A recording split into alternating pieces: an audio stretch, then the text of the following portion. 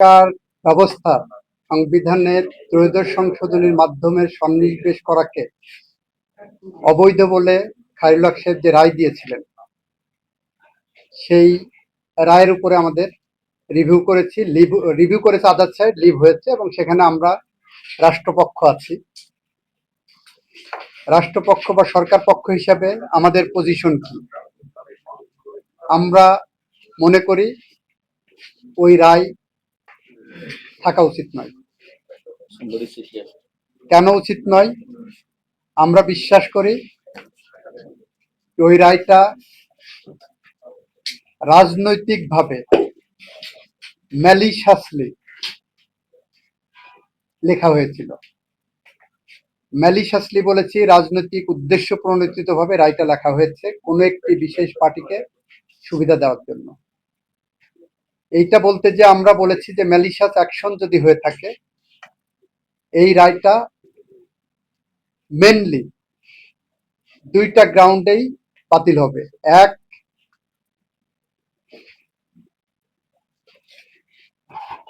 যখন ওপেন কোর্টে রায় ঘোষণা করা হয় তখন থেকে একটা রায় হয়েছে বলে ধরা হয়। প্রোনাউন্সমেন্ট টাইম থেকে একটা রায় আইনসঙ্গতভাবে রায় হিসাবে গণ্য করা হয় আইনের ডেফিনেশন অনুসারে। উনি যখন প্রোনাউন্স করলেন 7 জন মিলে আগামী 2টি সংসদ নির্বাচন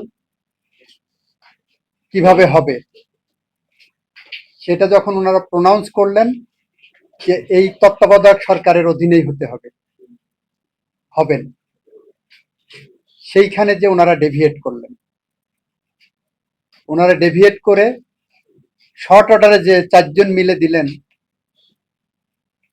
যেটা ওপেন প্রোনাউন্স জাজমেন্টের সাথে সাংঘর্ষিক।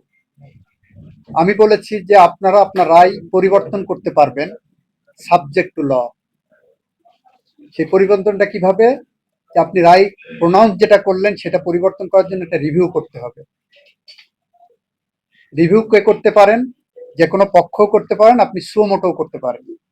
আপনার আইনেই বলা হচ্ছে।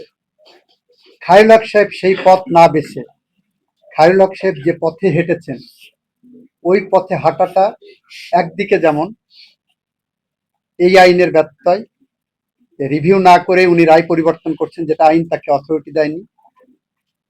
আরেকদিকে বলেছি এইটা দণ্ডবিধির 219 ধারা অনুসারে শাস্তিযোগ্য একটা অপরাধ।